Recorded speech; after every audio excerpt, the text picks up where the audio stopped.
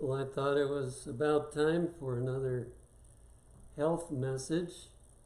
My wife read this week that pastors are supposed to preach the health. So occasionally I plan to do that. Temperance is one of the 8 laws of health. There are different names given depending on whose list you're looking at, but the Weimar list has become the most well-known, and they use temperance. So the best definition of temperance that I have found is that it calls us to leave off everything that's harmful and to use wisely the things that are good. And so we're going to take a look at a very, very important area of life, and that's our appetite. In the Healthful Living, it mentions this, page 74. If the appetite is allowed to rule, the mind will be brought under its control. This shows us that there are 2 different plans. God plans for the mind to control the appetite and to control the body. But Satan's plan is to control the mind through the body. They're opposite. And the results are very, very different. So we want to take a look at a few areas this morning. In Matthew 4, verses 2 through 4, shows that Jesus recognized the importance of appetite because it was the very first temptation that he went through. And Satan knew it as well. Matthew 4, 2 to 4. And when he had fasted 40 days and 40 nights, he was afterward and hungered. So he was struggling, apparently, during those 40 days. But when the struggle ended, a new struggle began. But I don't think any of us will be able to understand how hungry you might feel after that long. In fact, that usually would kill most people. And when the tempter came to him, he said, "If thou be the Son of God, command that these stones be made bread." But he answered and said, "It is written, man shall not live by bread alone, but by every word that proceedeth out of the mouth of God." Amen. What is he actually saying to Satan? He's saying, I'm leaving it up to my Father when I get to eat. And, food was not the most important issue in his mind, even after 40 days. Now, for most of us, it's the uppermost in our mind when the sermon stops today. But for Jesus, that was not the big issue. He was leaving that up to his Father, and he trusted that his Father would see that he got food when the time was right, and he didn't need to make it for himself. So he successfully passed that temptation. Now, as I was studying for this, I thought of a text that's not used in this setting, and I forgot to put the text down, but it's, I think, James 3, verse 2. It says, "For in many things we offend all." So I don't stand up here as the one that has succeeded in complete control of appetite, but it is something that we all struggle with. For in many things we offend all. If any man offend not in word, or I think we could put appetite in there, the same is a perfect man, and able also to bridle the whole body. The control of appetite, according to God's instructions, is the key to everything else. And so if we do not attack that, and I'm not here to condemn anybody that's doing anything that's in the sermon today, but if we're not seeking to gain the victory, then it's a very serious loss that's going to come to us. In Third Testimonies, page 161, Christ came and withstood the fiercest temptation of Satan, and in behalf of the race overcame appetite. And the reason that he overcame is to show that man may overcome. So we cannot plead the impossibility. Jesus has demonstrated the possibility that when the mind knows that something is harmful, that because of what Jesus did, our mind can keep us from doing it. And if we don't do that, then we're letting Satan gain a victory by trying to control the mind through the body. And it can get serious. It can get to where it almost appears impossible to conquer because we have yielded so many times that it's never impossible, but it can certainly seem that way. And in a book called Christian Temperance and Bible Hygiene, that this book was signed by both James and Ellen White, although he wasn't a prophet, but still it shows that he supported what this book said. If the power of indulged appetite was so strong upon the race that in order to break its hold, the divine Son of God in man's behalf had to endure a fast of nearly 6 weeks. So why did he have to go without any food for so long? Because of the power that appetite has on the human race. Well, as a result of that, it says, what a work is before the Christian. So everyone here has a battle to face.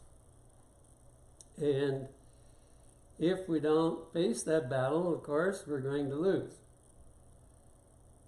Yet, however great the struggle, the good news is he may overcome. So we don't have to yield to Satan's plans to mess up our mind by what we eat. Or sometimes it's not what we eat, but other things that have to do with appetite, like the use of drugs and other things. In 3 Testimonies 4:91, we read, as our first parents lost Eden through the indulgence of appetite, our only hope of regaining Eden is through the firm denial of appetite and passion. Now there's two things that are very, very strong in the human, but we're just going to talk about appetite today. And only those who are willing to battle through until victory over their appetite are going to be able to enter Eden home. And you'll see why as we look at some of the other thoughts. The controlling power of appetite will prove the ruin of thousands. When, if they had conquered on this point, then they would have had the moral power to gain victory over every other temptation of Satan. So here is the key victory.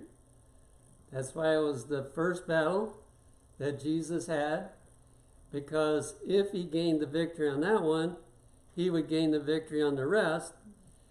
But if he failed on that one, he would fail on the rest. So it's the same with us.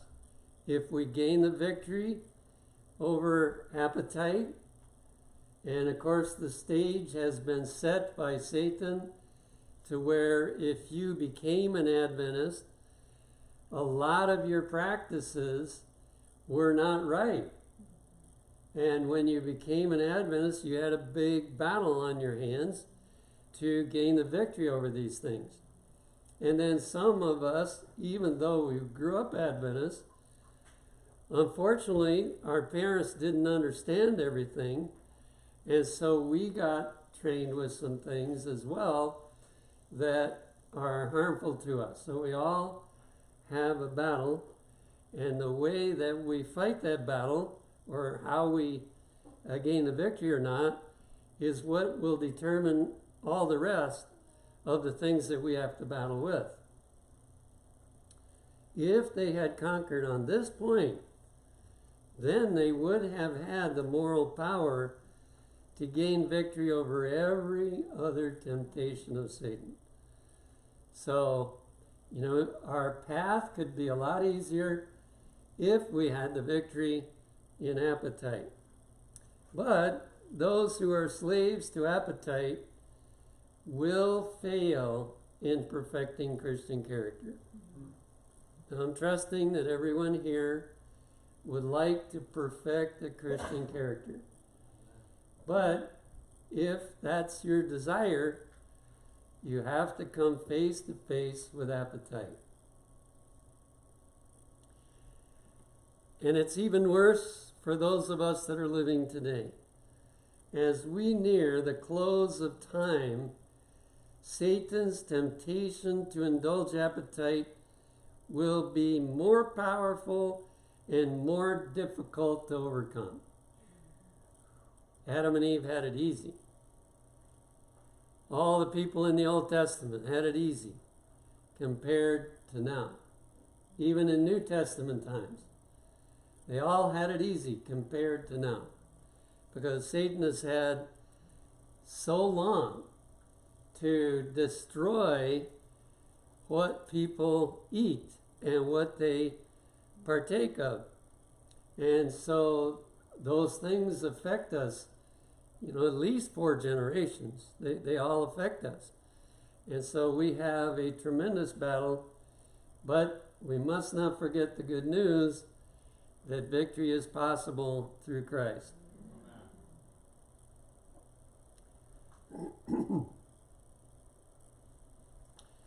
Also in 3 Testimonies 4:86, the declension in virtue and the degeneracy of the race are chiefly attributable to the indulgence of perverted appetite.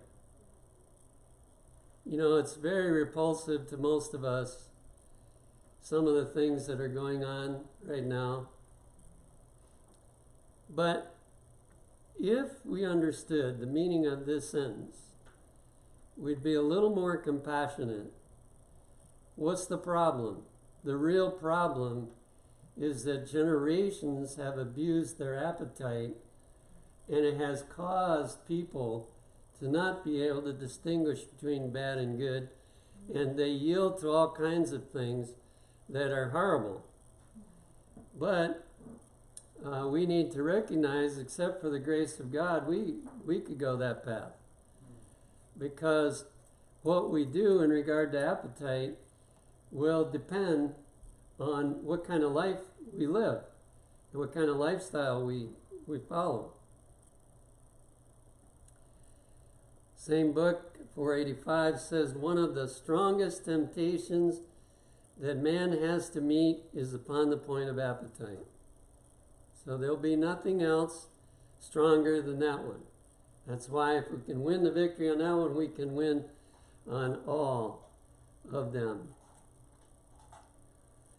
And also another short comment. Christ began his work of redemption by reforming the physical habits of man. So not only in his own temptation, but as he went out to work for the benefit of the human race, he recognized that if you don't reform the physical habits of man, then you cannot expect good results in preaching the gospel to him. And so this is where we have to begin. And we never want to condemn people for what they're doing. That's not, shaming somebody or making them feel bad about what they're doing is not the answer. But it is to present to them a better path and that God is here to help them. He's here to give them the victory so that they can have a better life.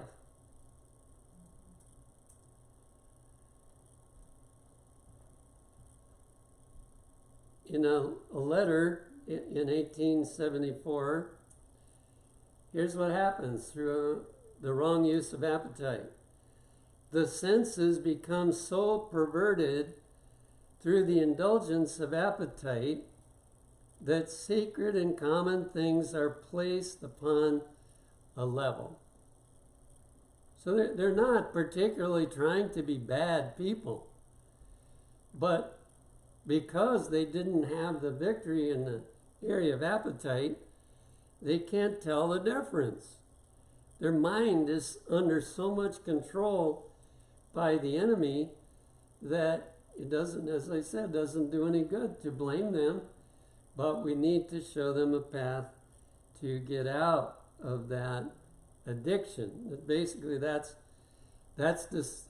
describing addiction, although it doesn't use the word. In 3 Testimonies 5:61, it says, entire cities have been blotted from the face of the earth because of the debasing crimes and revolting iniquity that made them a blot upon the universe. Well, how did Sodom and other cities that were destroyed, how did they get that way? Indulgence of appetite was the foundation of all their sins. So, they didn't know, in a sense, why they were so bad. But it comes from appetite. Even, I read once about Solomon. Solomon got involved in alcohol and all sorts of things in his life, unfortunately. And the question comes in, he was raised in a family that knew God. Why would he get so bad? The reason was that in the king's house, the table was always full of the most tasty things to eat. And this laid the foundation for what Solomon did later on. So this is a broader issue than what it looks at first. So now I want to look at 3 specific areas. This is not a complete dealing, just raising the issue for your consideration. If anyone would like me to deal more with any of these at a later time, I can do that. But one of the things that's the most harmful in damaging the mind being able to control is the eating of meat. Now, a lot of people look at the Old Testament and even look at Jesus, who ate some fish, and they think it's not so bad. But unfortunately, meat has changed drastically since those days. And if you study the Bible carefully, you'll see that it was not really God's plan for the human race to eat meat. Obviously, they didn't in heaven because there was no killing of animals. And after they were fallen into sin, still there was always, two groups of people, those that chose not to and those that ate meat. But the ones that ate the meat were always damaged very seriously. In a letter of 1896, it says the greatest cause of disease is in the food taken into the system in large meat eating.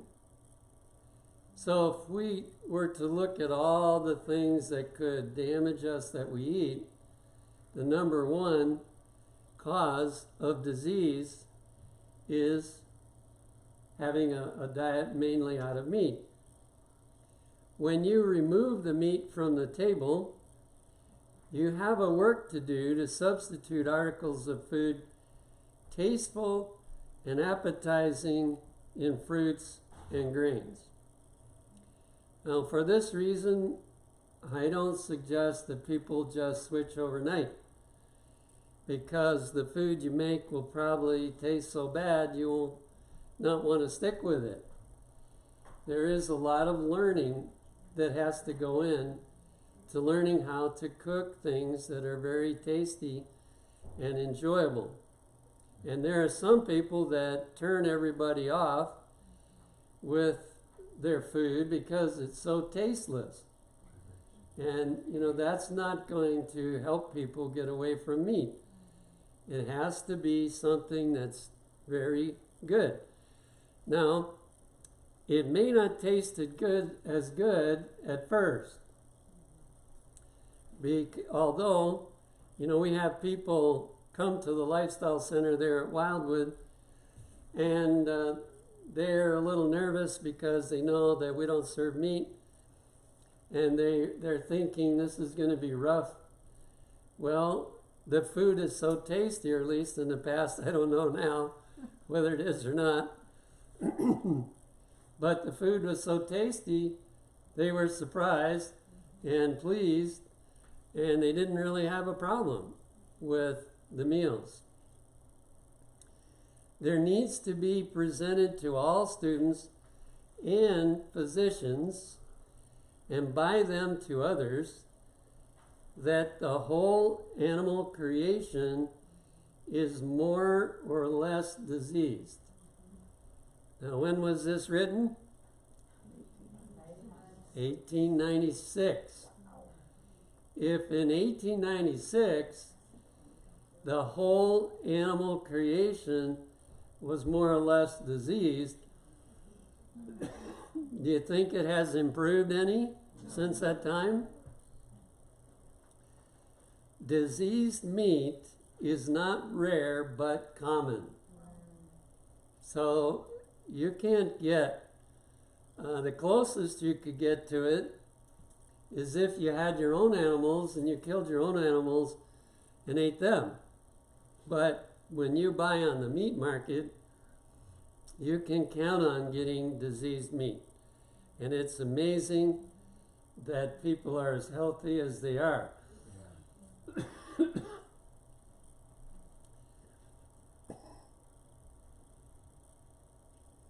In a manuscript of 1901, many who are now only half converted on the question of meat eating will go from God's people and walk no more with them. So, if we want to stay an Adventist, although not all Adventists will be saved, if we want to stay in a saving condition, then we have to, excuse me, don't see any water there.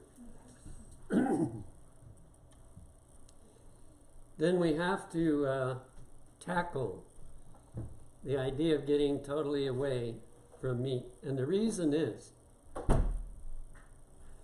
that any meat at all damages the mind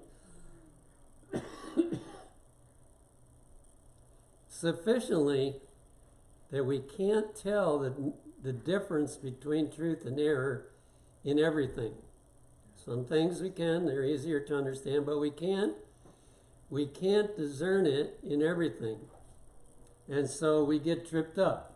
We fall for error as a result. Thank you.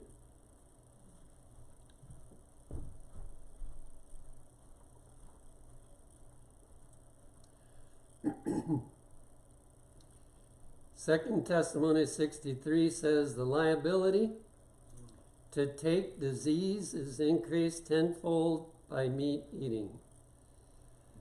So we're 10 times as likely to get some disease or other, and it can be short-term diseases or long-term disease.